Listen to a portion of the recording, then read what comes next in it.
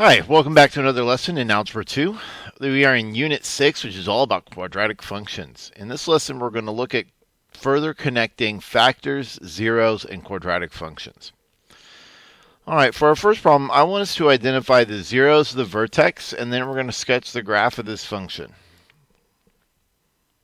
So to find zeros of a function, you set the equation equal to 0.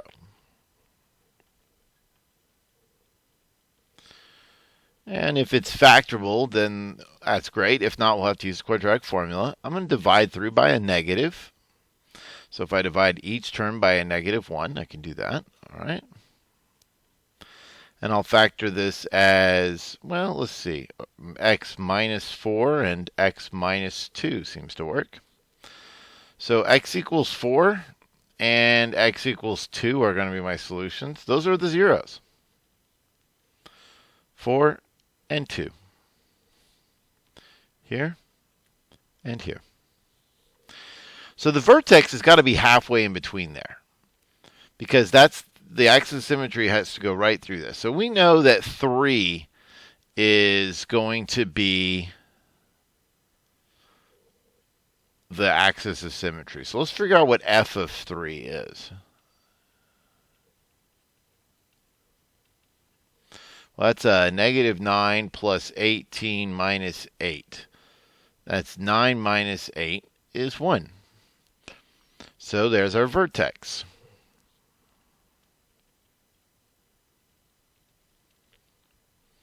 Three, 1.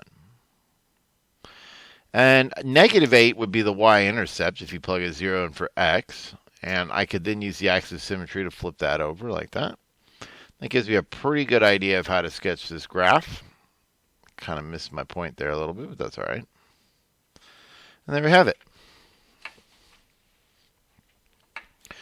All right, well, let's graph this one. Oh, it's in a different form. Well, let's find the zeros. Well, notice that this is already factored for me, and I could simply multiply both sides by 2, and if I multiply both sides by 2, I get rid of the fraction. Remember, when you multiply something that this times this times this, if I multiply both sides by 2, I have to pick one of these to multiply. So I'll multiply the half to get rid of it. And so x equals 1 and x equals -3. Those are the zeros. So we can see that right in between there must be the axis of symmetry at x equals -1. So let's find the vertex.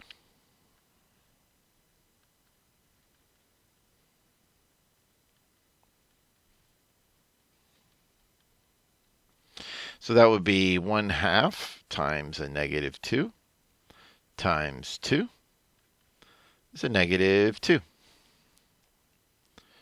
So right there.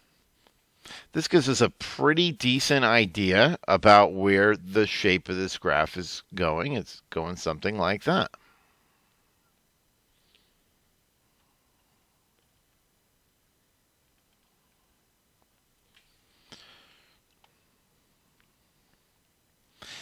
All right, let's write two different quadratic functions that have zeros of 2 and -3. Well, what we looked at in the last example is we saw that, I didn't even need to set it equal to 0, really. I just needed to solve each factor equal to 0. And if we knew that the factors were a +1, if we knew that the zeros were a +1 and a -3, we should have been able to just generate this equation, that this has to be the factored form. Likewise, when we knew that the zeros were 2 and 4, that x minus 4 and x minus 2 must be the factors, because they're always opposite like that. So we ought to know that this function factors as x minus 2 and x plus 3. So how can we get two different answers? Well, as we saw before, putting a 1/2 in front of this doesn't change what its zeros are. Likewise, I could just leave it off, or maybe make it negative. All that does is affect how wide or in which direction. It doesn't change where it crosses the x-axis. So those are two different answers to this question. Of course, there's many others, an infinite number of correct answers, but each one of them has to have this factored form. Let's write the equation then of this quadratic function. Notice how this has a 0 at -3 and 2. So I know this function must factor as x plus 3 and x minus 2. The question is, what goes here? Well, when we don't know something, we're going to use a variable to represent it. So we're going to use the parameter a. So a is going to be what we're going to look for. And just like when we were finding the a value in vertex form, we need another point. So we were given this point here is at 5, -6. Let's plug it in. Let's plug in -6 for y. Let's plug in 5 for x. So I get -6 equals a times 8 times 3. So -6 is equal to 24a. Divide both sides by 24, you get a -1/4. So y is equal to -1/4 times x plus 3 times x minus 2.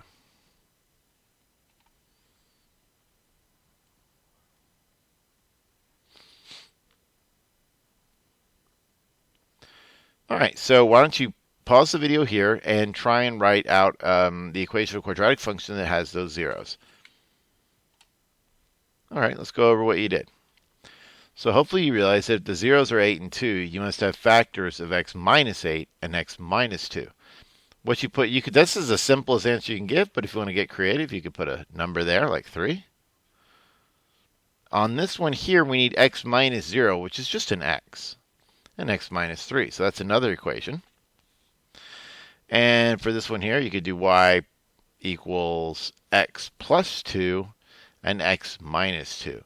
So let's take a moment and look at a graphing calculator. This is really a cool amount of power that you have to be able to create quadratic functions quickly and easily that hit the x-axis at wherever you're looking to do. So let's say I want to make it go from 0 up and hit at 8. I know that all I have to do is do x minus 0 and x minus 8. But if I want it to go up, I'll do a negative. Maybe I feel like that's going up too steep. I can put a 1/2. So you see, we can create our own little equations and graphs to match what we want them to do. And if that's still too steep, make it even less. And still hit that 8 and 1 and 0, just like I said. All right, let's go on. Write the quadratic equation with x-intercepts of 2, 0, -1, 0, and which contains the point -2, 4.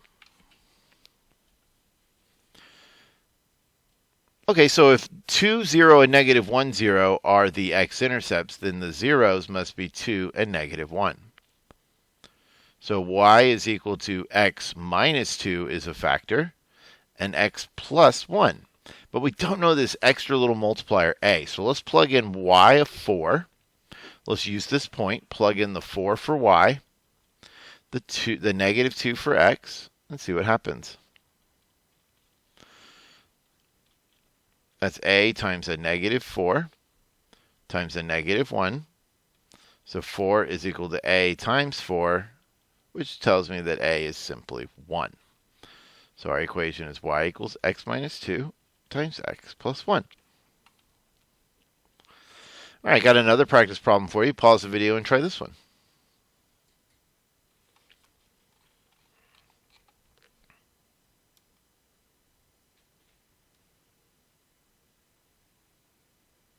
Okay, let's see how you did. Well, hopefully you realize that this definitely factors with an x minus 0, so just x, and minus 3, and some unknown a. So it goes through the point 5, -6. Let's solve for a. So put a -6 for y. And everywhere you see an x, put a 5. So this is -6 is equal to a times 5 times 2. So -6 is equal to a times 10, which is 10a. I'll divide both sides by 10 and reduce. 2 goes into both of these, making it -3/5 is equal to a. So our final answer is -3/5 x times x minus 3. All right. Practice 4.4. Let's find the zeros of this function. Pause the video and give it a try. All right, so hopefully you remember to find the zeros, you set the equation equal to 0. And we hope that it'll factor, but it doesn't look like it will. Nothing multiplies to 3 that subtracts to 6. So we have to use the quadratic formula. X equals opposite b plus or minus the square root of b squared, which is 36, minus 4 times a, which is 1, times c, which is a negative 3, all over 2 times 1. So this is negative 6 plus or minus the square root of 36, a minus and a negative multiply to a positive. So it's 36 plus 12 is 48, all over 2. Now 48 is 12 times 4, which is 4 times 3. So you can see I got a pair of 4s. I could take that down and say each one of these is a pair of 2s, but either way you get it, you're going to have 4 coming out. So a 4 will come out of the radical, and a 3 will be left over. Because I've got two numbers divisible by 2 on the outside of a radical, I can reduce that to negative 3 plus or minus 2 root 3. So my zeros are negative 3 plus 2 root 3 and negative 3 minus 2 root 3. Okay, let's go on to the next one. We're going to write the equation in standard form of the quadratic function with a leading coefficient of 1 and zeros of 2 plus 3 and 2 minus root 3. Okay, so in standard form, but we're not going to start in standard form. We're going to start in a factored form. So how would this look if it was factored? The leading coefficient of 1 tells me that the a value in front is 1. But we're supposed to subtract these two things, right? X minus 2 minus root 3. I have to be doing x minus this factor, this 0, and x minus 2 plus root 3. Now, this is not factored over the integers. Now, we normally factor over the integers. This is weird. It's factored over irrationals. But let's think for a second. Must this be true that we could express this equation this way? Well, let's just check and see if, the leading coefficient of 1 would go right there. So we got that. But is this really a 0? Is 2 plus root 3 really a 0? Well, let's find out. Let's put 2 plus root 3 in each one of these. And you don't need to write this down. We're going to erase this. But I think you'll get the idea. 2 plus the square root of 3 minus 2 minus the square root of 3 times 2 plus the square root of 3 minus 2 plus root 3. Well, that'll give me 2 plus root 3 minus 2. Well, these two cancel out the 0. These two make 0. So this is a 0. Those two cancel out, but then this is a 2 root 3. Root 3 plus root 3 is 2 root 3. But 0 times anything is 0, so it doesn't matter. Likewise, if I use 2 minus root 3, when I put that in here, the 2's cancel out, and the negative root 3 and positive root 3 cancel. So both of these solutions here have a factor that goes to 0 when we plug them in. So we're basically doing the same thing. If this had been zeros of 3 and zeros of 5, you would have said its factors were x minus 3, x minus 5. Instead, its zeros are 2 plus root 3 and 2 minus root 3. So the factors are x minus 2 plus root 3, which is x minus 2, x minus 3, root 3, and x minus 2 minus 3, which is x minus 2 plus root 3. All right, so hopefully you believe that. Now the question is, how is this going to get in the standard form? Well, let's just wait and see. I'm going to expand all this. So I got to be real careful how I do this. So I got to do x times x is x squared. X times a negative 2 is a negative 2x. X times the positive root 3 is x root 3, or root 3x. I'll just write it like that. Then I have a negative 2 times x is negative 2x. Negative 2 times negative 2 is a positive 4. Negative 2 times root 3 is a negative 2 root 3. And I'm getting a little short on room, so I'm just going to say, well, I can use the advantages of the computer. There we go.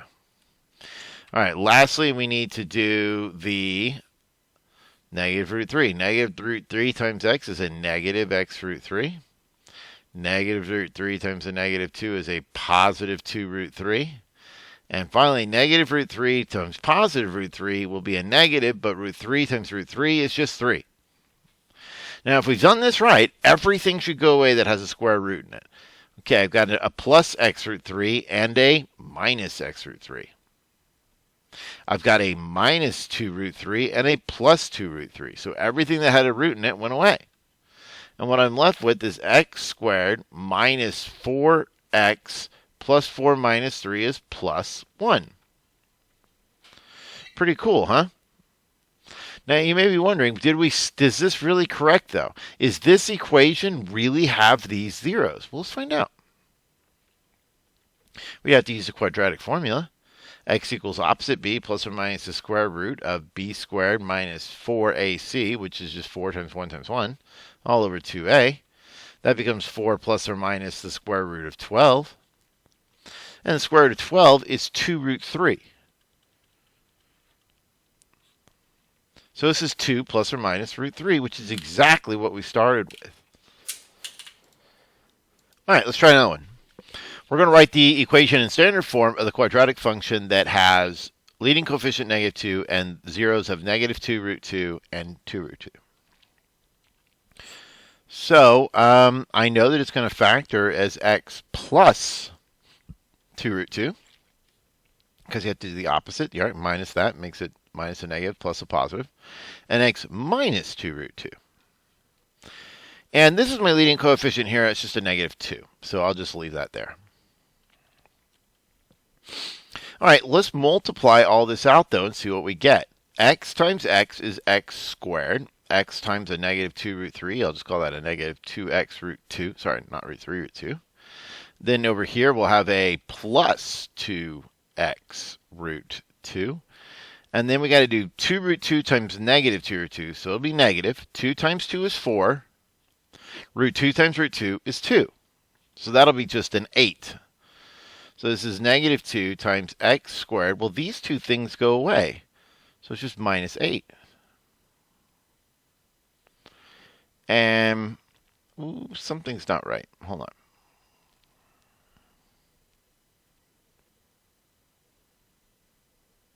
Oh, no, we're okay. Sorry, I thought I made a mistake. So then we get, we distribute the negative 2. We get negative 2x squared plus 16. I was worried about that 16 being positive, but I forgot the x squared was negative. So that will still have zeros. Perfect. All right, you know what? This is the equation in standard form then that should have these two zeros. Can we double check just to make sure we did that right? If we were to solve for the zeros here, we don't have to use the quadratic formula because I don't have any x's. I'll just subtract the 16 over. When I say I don't have any x's, I mean I don't have an x term. I just have an x squared, so that means we can use square roots.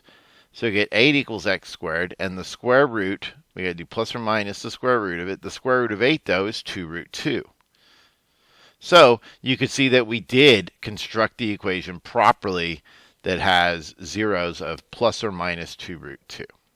All right, if you would please pause the video and give it a shot. Try and do that exact same thing with these two questions.